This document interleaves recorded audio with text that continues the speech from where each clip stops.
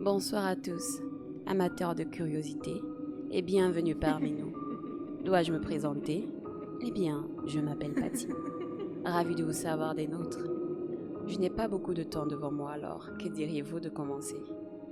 Je vous invite, pour notre premier échange, à participer à un bal, mais pas n'importe lequel, puisqu'il s'agit d'un bal de l'étrange. J'ai sélectionné pour vous des cavaliers, autant particuliers les uns que les autres, tous hors du commun. Je vous préviens, ces cavaliers de l'étrange ne sont plus à ce jour en liberté. Nous sommes répertoriés par chiffres et par classe de dangerosité dans des sites de confinement. Je vous laisse deviner pourquoi.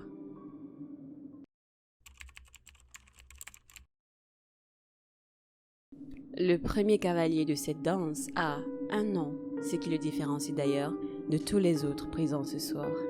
Il s'appelle Caïn. Des amateurs de la Bible, vous verrez qu'il est très différent de ce qu'on vous a raconté à l'intérieur. Qui sait, la Bible s'en est peut-être inspirée. Ce ne fut pas facile d'établir le contact. Ce n'est pas tous les jours que nous avons l'occasion de nous voir. Caïn, ou SCP-073, semble être un homme d'origine arabe, au Moyen-Oriental, à la peau fortement bronzée, d'une trentaine d'années, mesurant 1,85 m et pesant 75 kg, aux cheveux noirs et aux yeux bleus. Les bras, jambes, colonne vertébrale et omoplate du sujet semblent avoir été remplacés par des versions artificielles en métal de facture inconnue. Il n'en prend conscience que quand on le lui fait remarquer et déclare qu'il ne sait ni pourquoi, ni quand, ni comment ces remplacements furent effectués, ajoutant qu'il les possède depuis aussi longtemps qu'il s'en souvienne. Un symbole est gravé sur son front qui apparaît être d'origine sumérienne.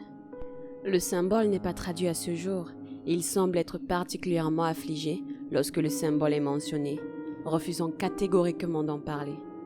Il n'a pas besoin de manger ni de boire de façon régulière, mais il est strictement carnivore en raison de ses effets sur les plantes.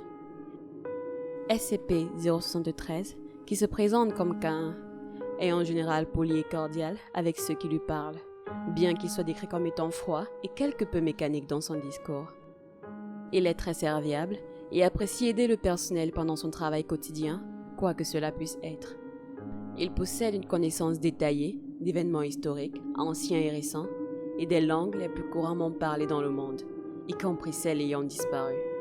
Il a affirmé avoir une mémoire photographique, se rappelant mot pour mot de tous les textes d'un dictionnaire de 800 pages qu'il a parcouru, tenez-vous bien, en 1 minute 30. Il a dépassé la moyenne dans tous les tests d'intelligence qui lui ont été donnés. Mais venons-en à sa particularité. Toute violence dirigée à l'encontre de Caïn renvoie systématiquement tous les dommages qui lui sont infligés directement vers l'agresseur, bien que Caïn reste visiblement indemne. Ceci s'applique à tout dommage dirigé contre lui. Les tentatives d'obtention de peau et de sang se sont révélées inutiles. Quand la procédure fut amorcée, le membre du personnel réalisant l'opération ressentit absolument tout ce qui était pratiqué à Caïn et finit avec un échantillon de sa propre peau ou de son propre sang, malgré le fait que toute l'opération était bien sûr uniquement dirigée vers SCP-073. Bien que Caïn ne reçoive aucun véritable dommage des traumatismes lui étant destinés, il a tout de même affirmé qu'il ressentait quand même la douleur. Et il a poliment invité les chercheurs à s'abstenir de causer des actes trop nuisibles envers sa personne. Impressionnant, n'est-ce pas? Vous voulez savoir où il le garde? SCP-073 doit être maintenu dans une cellule de 2 pièces, meublée uniquement avec des objets et du mobilier non organique, ainsi qu'une salle de bain. Il lui est permis de se promener librement dans les installations et même de manger à la cantine principale. Un appareil de localisation lui a été attaché et ne doit en aucun cas être enlevé. Par contre, il lui est refusé d'avoir des contacts avec la surface ainsi que de quitter les installations. Il a également été décidé de ne plus utiliser la violence à l'encontre de lui, quelles que soient les circonstances. Caïn est actuellement maintenu au site numéro 17.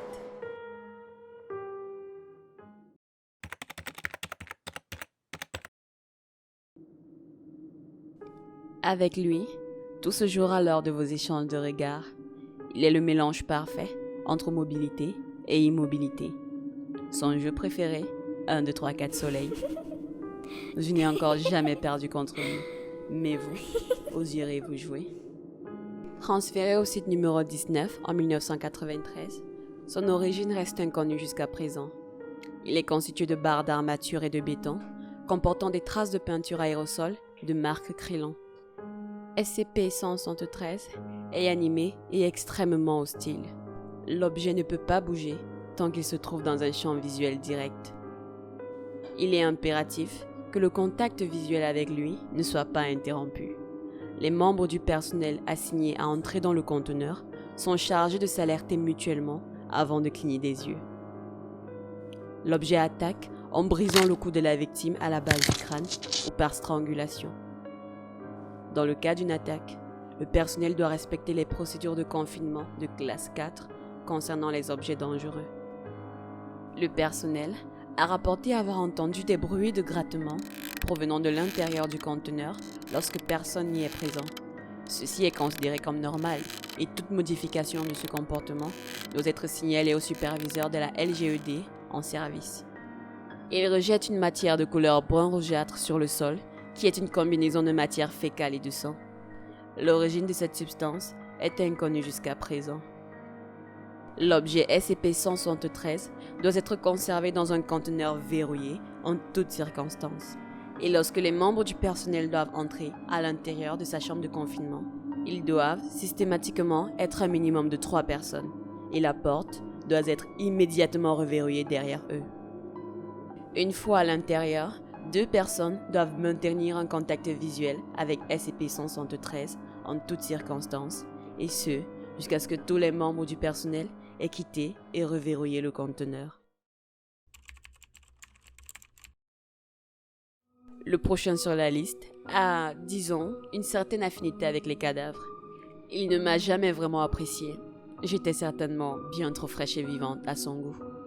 Ce cavalier est très méticuleux sur le choix de son partenaire, il faut le croire. SCP-550 est un humanoïde composé de copeaux de bois, mesurant 2,10 m et pesant 70 kg. Il ressemble fortement à un homme souffrant d'une atrophie musculaire avancée, bien qu'il ne possède aucun organe interne ou externe. Il est généralement obéissant au sujet humain, bien que cette obéissance se limite au suivi d'ordres simples.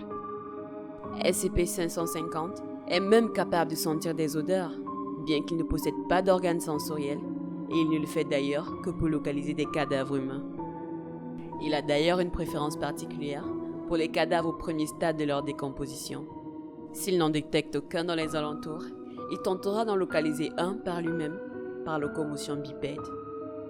Et lorsqu'il en trouvera un, SCP-550 s'ouvrira en 2 au niveau du torse, puis s'agenouillera au-dessus du cadavre afin de le mettre en contact physique avec sa cavité.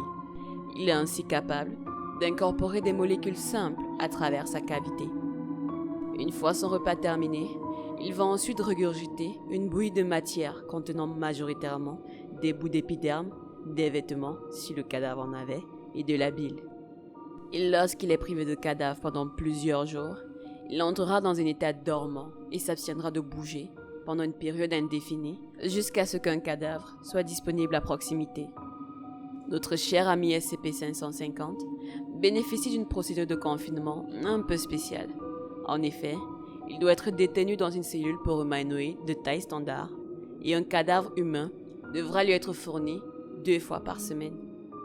Lors de sa récupération par la Fondation, SCP-550 a été trouvé dans un charnier en Afrique du Sud.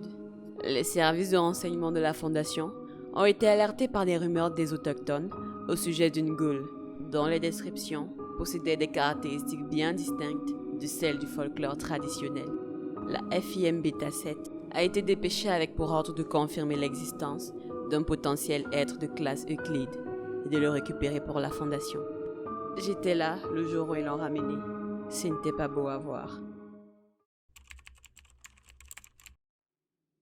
Le 4e cavalier de ce soir, je vous préviens, est très sensible et il a le cœur sur la main.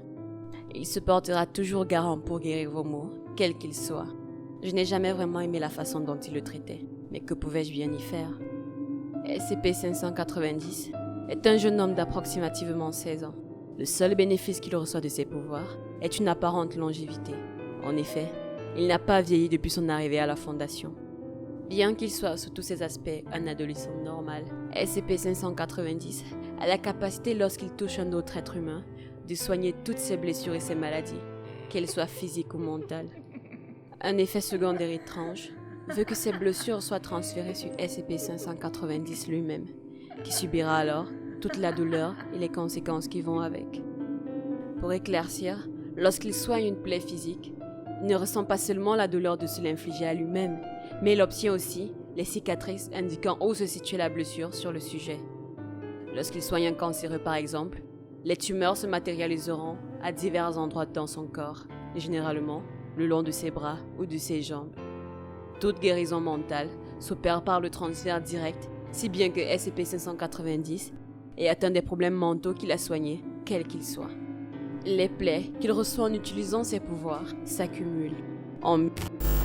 SCP-590 a été alité et était incapable de quitter sa chambre en raison des maladies accumulées.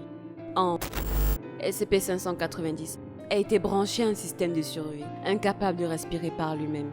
Rapidement après cela, il a reçu une dose de SCP-500 qui l'a ramené en état de parfaite santé.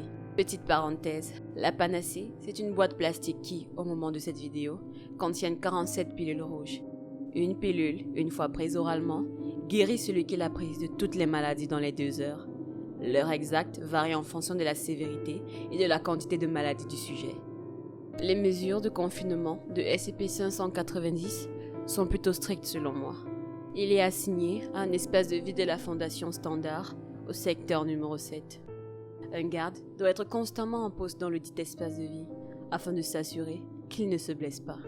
Il lui est même interdit de quitter le secteur numéro 7, peu importe le motif. Il est uniquement nourri avec un gruau à base de protéines et de vitamines créées spécialement pour lui. Et toute personne, surprise en train de lui donner autre chose à manger, sera rétrogradée. SCP-590 ne doit pas être utilisé sans autorisation. En effet, il ne doit pas être appelé sous un autre nom que 590. Toute personne découverte en train de développer un quelconque attachement envers lui sera mutée à un poste plus isolé. L'usage de SCP-590 est donc actuellement réservé aux chercheurs et au personnel de rang supérieur, car toutes les demandes doivent être adressées au Dr. Voilà, c'est déjà la fin de cette vidéo. J'espère que vous l'avez appréciée. Avec un peu de chance, je reviendrai la semaine prochaine pour de nouvelles histoires. En attendant, dites-moi pour vous quel était le cavalier le plus adorablement monstrueux.